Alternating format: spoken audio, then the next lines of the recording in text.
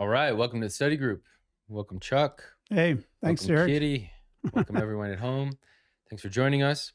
I know it's been a little while, but been super busy. And as you see up on the top of the screen, the anvils and the hammers have been swinging hard. So we've gotten plenty of opportunities to grow personally, spiritually, socially, and we'd just like to reflect on that and kind of share with our brothers and sisters what hardship, challenge, and growth feels like in a spiritual perspective. And if we could maybe speak some words of comfort and encouragement as we all kind of go through these challenges on this planet together. Absolutely. Yeah. So, as we said, the title of the show is Anvils and Hammers. It's kind of working off a quote that shows up in different ways throughout the book. Maybe, Chuck, if you'd like to read this first slide for us, we could get going. Sure enough. Yeah, let me read this first one.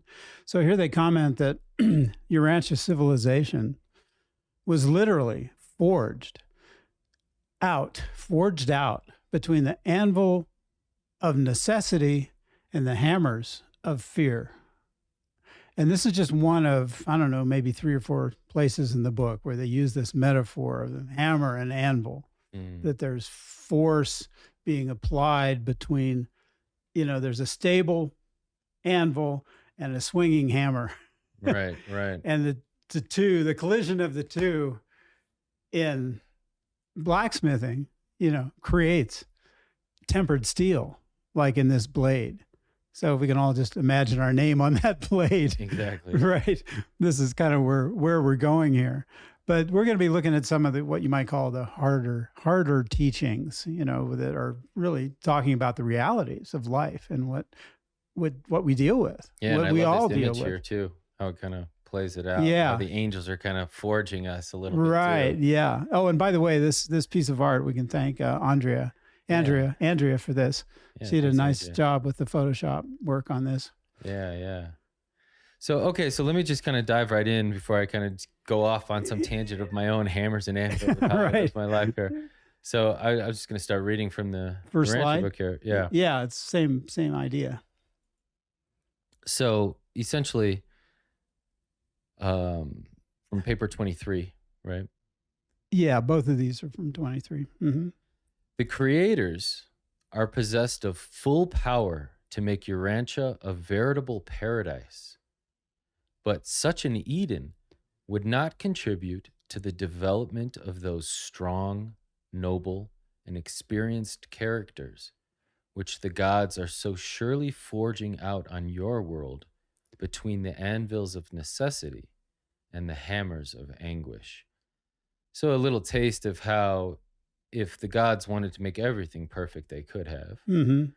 But how much more valuable is it for us to earn this and to contribute along as we progress? Right. And that's in keeping even with this universe age. I mean, the Urantia book has the concept of the supreme, which is the achievement of perfection in time and space. And that part of that is this development of character, this development of strong, noble, and experienced character, which is what is going to carry us forward into eternity and also carry this world forward into, better places as it slowly evolves. Sometimes it feels like 1 step forward and 2 steps back, but that's just the nature of how things are in an evolutionary world, especially one that's been touched by rebellion the way ours has.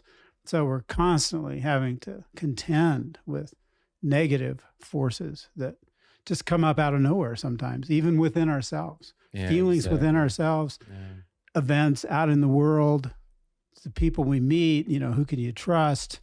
Just everything, is a challenge here. And what they're saying here is that's part of what stimulates our growth. Yeah. And particularly our development of character, overcoming of difficulty. Yeah, I think we can learn a little patience for ourselves and for others if we understand that this is necessary. Right. It's part of the plan. It doesn't mean there's something wrong with you because you're going through hardship, my friend. Right, exactly. You're actually maybe asked for something good, to become something great. And so in order for that to happen, you're going to have to change. You're going to have to grow into something new. Mm-hmm. Right? So let me read this next quote, because a lot of us get kind of, like you said, seized upon by these waves of doubt and anxiety and all those things. So it continues and it says, your anxieties and sorrows, your trials and disappointments are just as much a part of the divine plan on your sphere as is the exquisite perfection on the worlds of the central and perfect universe. So we earn this perfection. It's Hmm. not like you're just granted perfection. Everything in this universe of experience is earned. Hmm. So the early stages of earning perfection is just as much a part of it as the perfection part. It's kind of Right. like when someone said the the odor of manure is just a part is just as much a part of the odor of the rose as anything else, right? Okay. It's kind of like, even the ugly parts Yeah, they're all. contribute to the Mhm. beauty. Yeah, and they can. Yeah. They can if we Yeah. work with it that way. So the second quote is pointing to the idea that there is a perfect and central universe. There's kind of a pattern universe that was created in perfection. So that already exists. But out here where we are in the evolving universes, it's about achieving perfection. So Right. the achievement of perfection eventually meets up with the created perfection, and that creates a whole new kind of synergy that's, way in the future, but points to, even maybe the next universe age. But in the meantime, they're putting our experience into a big frame, a big context. They're Yeah. framing it as very important. Your anxieties have a kind of a value in the overcoming of them. Right. Our disappointments have value in the picking ourselves up and going on. And in these difficulties, what we learn is that we can turn to God. We can turn Right. to God within ourselves. We can turn to Jesus and the Spirit of Well, I'm truth, sure you've learned the as a Holy parent. Spirit, all of that. Sorry, Yeah, sorry. But you have been a parent and know how many gifts, as you just said, you can provide to help your children. right, But the right. child has to kind of working out these anxieties and then ask for help maybe or for Hmm. guidance or something Yeah. like that. And as a good parent, father or mother, you're always there for your Yeah. kids. When they Yeah. struggle, if they come to you, you'll always be there for them. And it's the same way with God. So this process of forging out is just part of our experience. And it's interesting that we touched on this a minute ago a little bit, but the idea of anvils being the stable part, the anvil is the part that doesn't move, Right. whereas the hammer is the dynamic part. Right. So when they talk about the anvils of necessity, they're saying that we always on this world have necessities. We have to eat. We have to sleep. There's all these things we have to do. And there's on top of that, of course, there's all the things we desire and want to do and want to achieve. But the problems we run into in trying to manifest our response to necessity, I think, is what they're talking about. Yeah, exactly. That's how I feel kind of like, are we furthering our anxieties by not stepping up to what we're called to do? Hmm. Because we might be seized upon by anxieties and fears, but all of those seem to be, in my experience, seem to be triggers that there's time to take some action. Right. And so I pray and I ask God, okay, what's the action? I know I want to do your will. Like, where can I Right. go? Lead me, Yeah. Yeah. and then try to do the best that I can authentically. Hmm. And in that, on the other end of that work becomes more of me. I Hmm. become more of myself with God in life. And you become more godlike in a way. Sure. I A mean, creator, at least. one of the things they emphasize and point out is, our suffering can't be avoided, but God promises to go through it all with us. So that's where that's the compensation for all of this, that there's a companionship with God through all of our difficulties, all of our sorrows, all of our trials and disappointments. And that's going to be a shared memory with God as we Yeah. go forward into eternity. And I think what we're learning here, and I'm just going to get into this next quote, is that there's work that needs to be done, and it's group work with God, with others, eventually, whatnot. But there's Hmm. work, self mastery. Jesus always Hmm. really pressed on self mastery over taking over anybody else, Hmm. right? This internal work that needs to be done.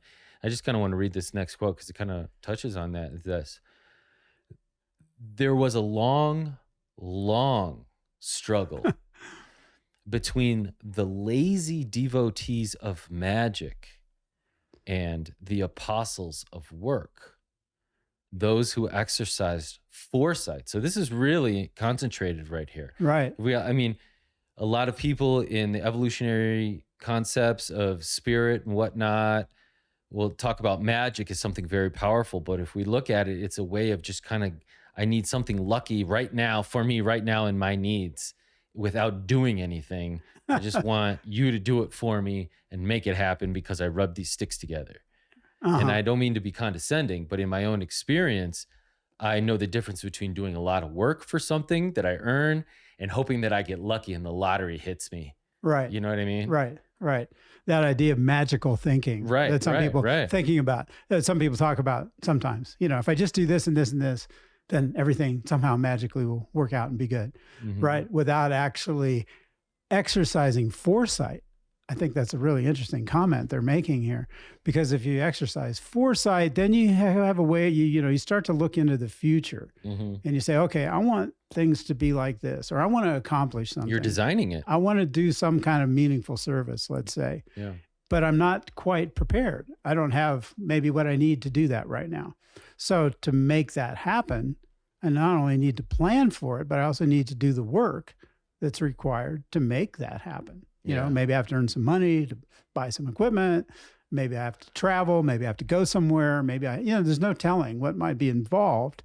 But the idea that we're willing to make the effort to actually do the necessary work to make things happen. And you might not know what the necessary work is going to be if you don't hit your limitations and fail a little bit. Mm-hmm. Because otherwise you could just be in denial and think that, I'm going to be the greatest at X, Y, and Z. But Yeah. you never pushed your limits to know how much you got to do to be the Yeah. greatest at X, Y, and Z. Right.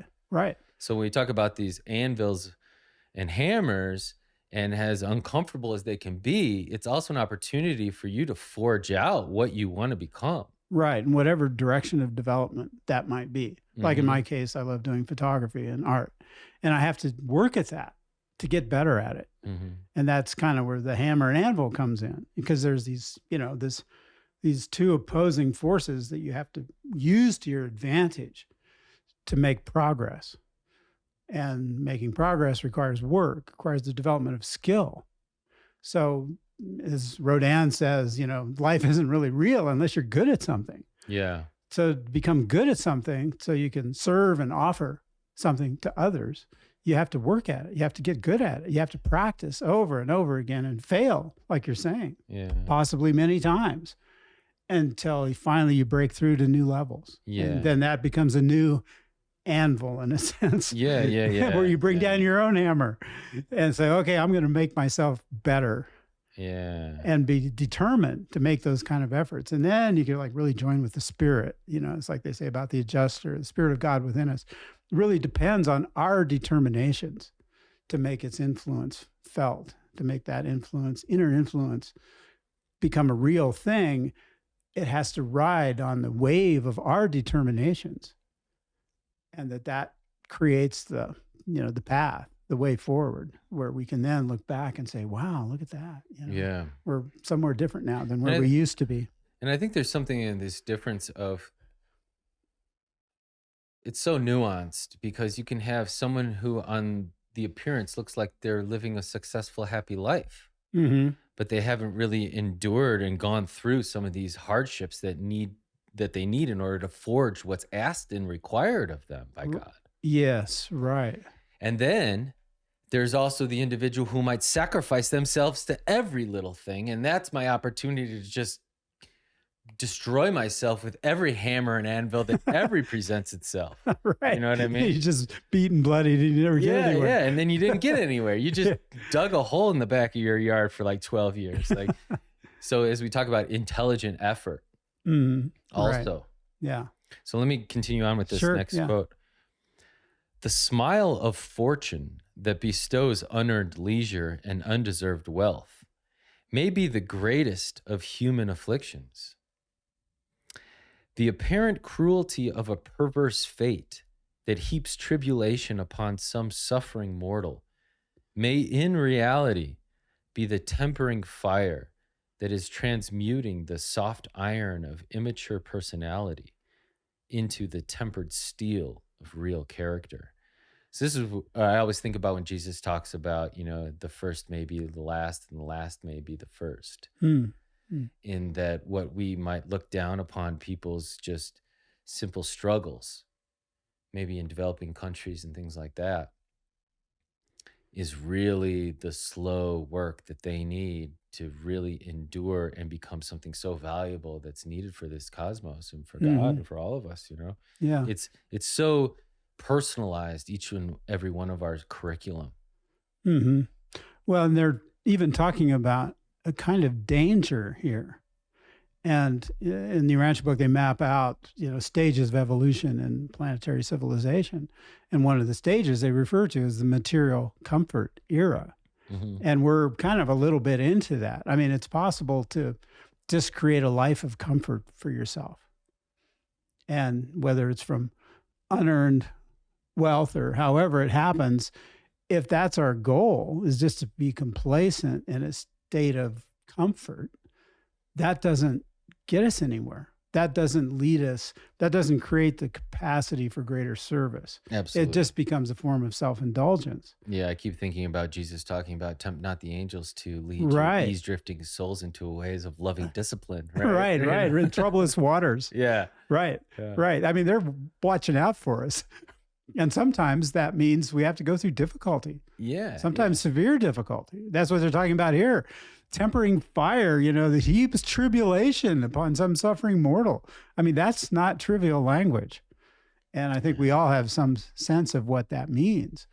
Yeah. So to be able to keep ourselves standing and determined and forthright and not give up is part of what the message here is.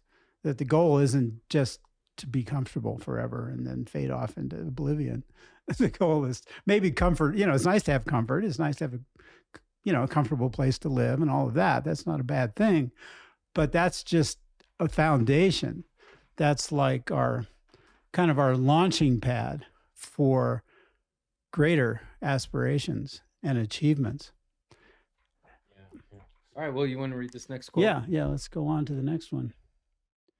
Okay. So this is, I don't know, this is a favorite for many people. It's, even though it's talking about, it's kind of a hard teaching in a way, but what they're describing here is, what we can look forward to as we ascend in the universe and we grapple with these kind of struggles and lessons. They say that the ascendant children of time, which would be us, eventually have learned to feast upon uncertainty, to fatten upon disappointment, to enthuse over apparent defeat, to invigorate in the presence of difficulties, to exhibit indomitable courage in the face of immensity, and to exercise unconquerable faith when confronted with the challenge of the inexplicable. I love that quote. So this is kind of a laundry list of all the things that we can come up against in our struggles to grow and develop and serve and get better at being ourselves and growing our relationship with God and all of that. These are the things that we have to face. We face difficulties. We face sometimes immensity, problems that just seem incomprehensible. We have disappointments, defeats, all these things. And to come through all of that with a history of saying, yeah, I got through that, gives us a kind of a confidence that's not achievable any other way. You can't just decide to have that. It has to grow from experience. Yeah, you got to earn it. You got to earn it through experience. And it's these kinds of experiences that, bring us to that place. Yeah. Yeah, that's why it's I always think about how just picking one of these and learning how to fatten upon disappointment or feast on uncertainty. Yeah, right. It's like And kind of a enthuse yourself over I'm about to lose here, man. Like I'm gonna get fired up. Yeah. But that's why I do. That's why I go to the gym, because I get to Uh-huh. be the architect of my own work, my own hardship. And so I'm designing what I'm the hammer and the anvil, I'm choosing how it's going to come down and It's crash. kind of like a lab. Yeah, It's yeah, like your experience lab or something, sure. character lab. And I do it really hard for myself, like wake up at 4:30 so that I'll Yeah, make it really But that's part of like yeah, because I've read this quote so many times. I know that I right. got to live this way. Yeah, yeah, But that doesn't mean everybody has to. Like we all, like you say, like you talked about photography, like we all have our on ramps uh-huh, into how we get to merge with the spirit and express our contributions and grow. and grow and Yeah, grow. yeah, So, but we all then also have our own curriculums that we know that whether we're slacking in or not. uh-huh, yeah, right. Well, and this thing about the challenge of the inexplicable, it's like anyone who's ever messed around with software or even, like what you've gone through setting up this studio, Hmm. when things go wrong, it's Hmm. like, why isn't this working? Right. Yeah. And that can be like totally inexplicable and extremely frustrating. And that's what YouTube's for. That's what, yeah, right. And then you go on YouTube and maybe you get some advice. Try not to like start throwing things. Right, right, right. Yeah, don't break your equipment. Just go on YouTube first. But the inexplicable can come up in many, like it can come up in relationships. Think about the struggles we go through with relationships, Uh-huh. particularly, with the opposite gender. Women speak to this, men speak to this. But the challenge of the inexplicable oftentimes comes up in those situations too, Yeah. or just trying to deal with the world, just trying to figure out what's actually going on. Well, it just seems like relationships, they just have all these challenges built in, not just Hmm. romantic relationships, just Yeah, relationships in in general, general. because Yeah, humans endowed with spirit are so unpredictable. right. And you never know. And the whole point is to grow from this kind of unpredictability also with each other. Right. Yeah. Yeah. We have good days, we have bad days to get through that and still come out in a loving place Yeah. where we encourage each other and pick up and go on. That's part of it. And It's that's why part I'd of it. like to comment on how important it is to have a good friend because like Yeah. life is challenging with all these hammers and anvils that like we don't need to be judging each other.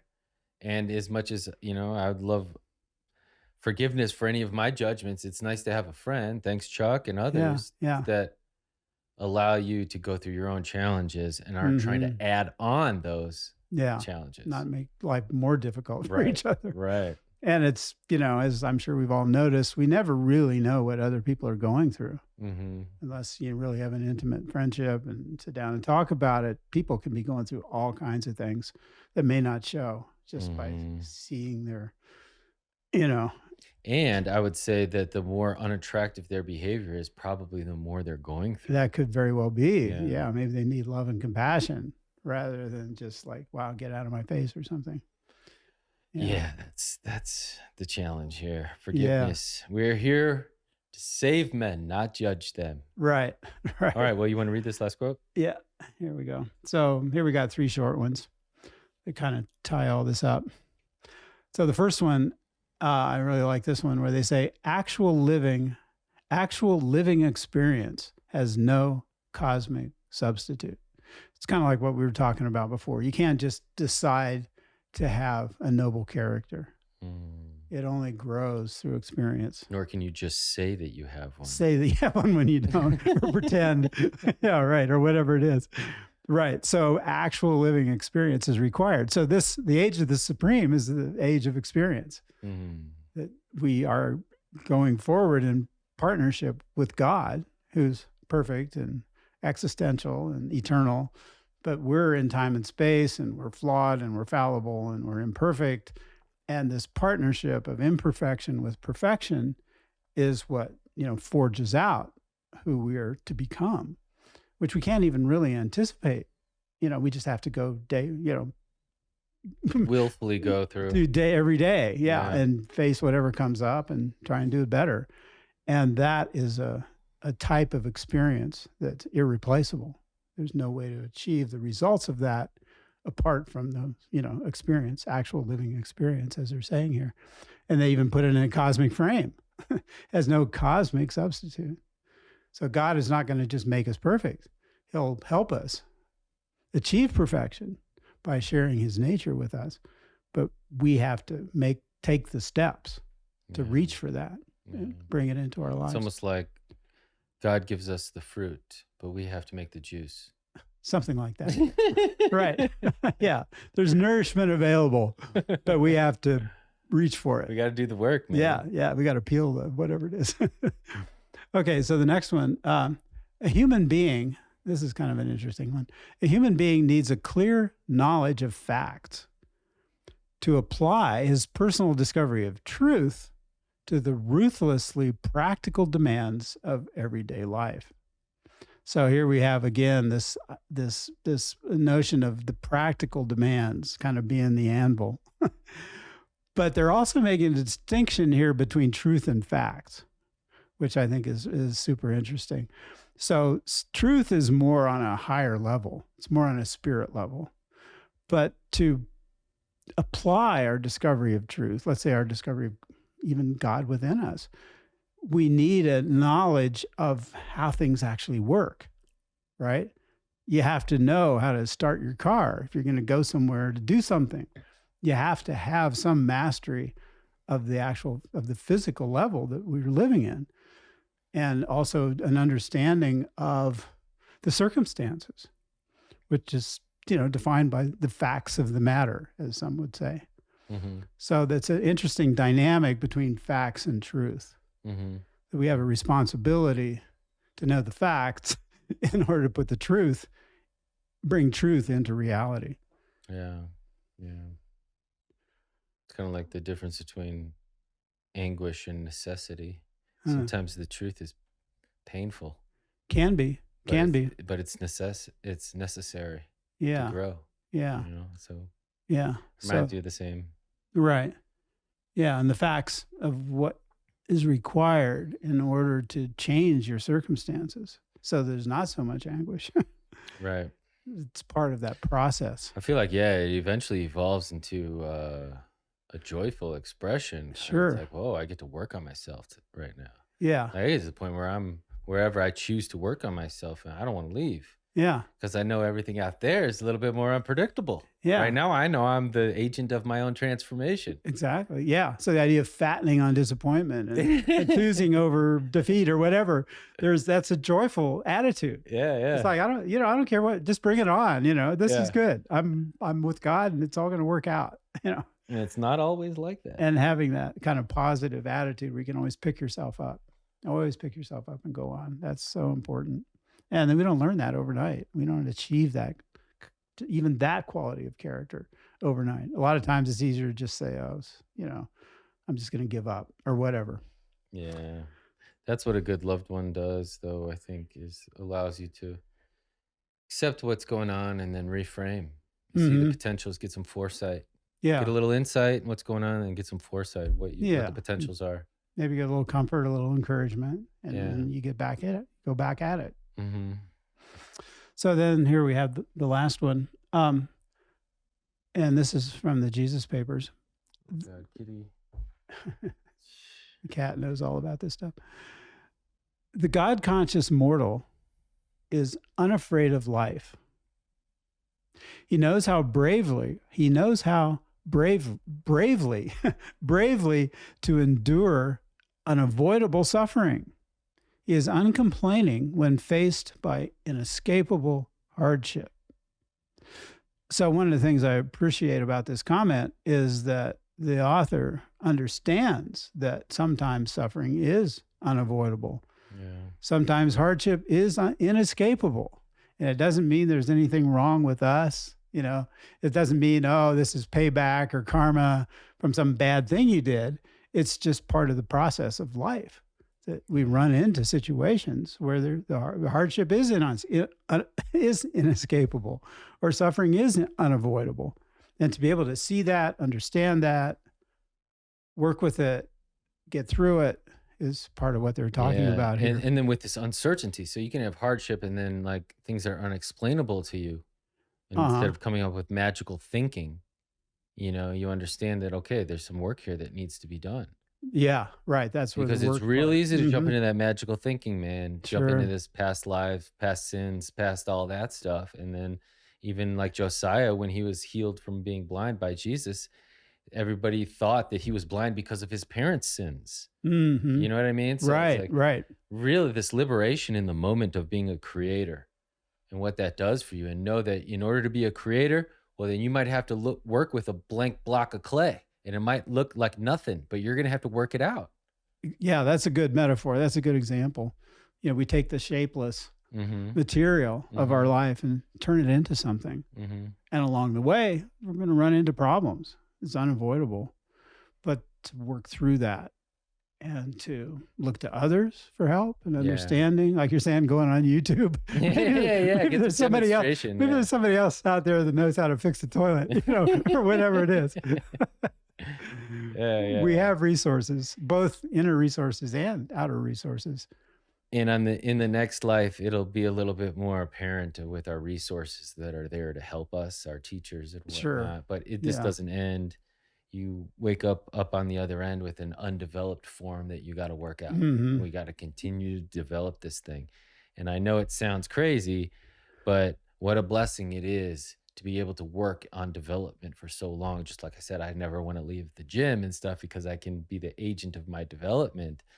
I always think of like before and after pictures, and I think about, let's think about Van and Amadon and being on this planet for 462,000 years and what that before and after picture looks like. Well, and not only that, but the other people in the gym who see you coming in every day. Yeah. They think about, well, maybe I won't go in today, but then they remember you. That guy's going to be in there killing it. There every day. If I don't show up, he's going to give me a hard time. Yeah. Or whatever it is. Yeah. So we can cheer each other on. Absolutely. Give each other encouragement. I mean, I have groups where I share artwork. There's a community many communities that I'm part of. And that's such a big thing.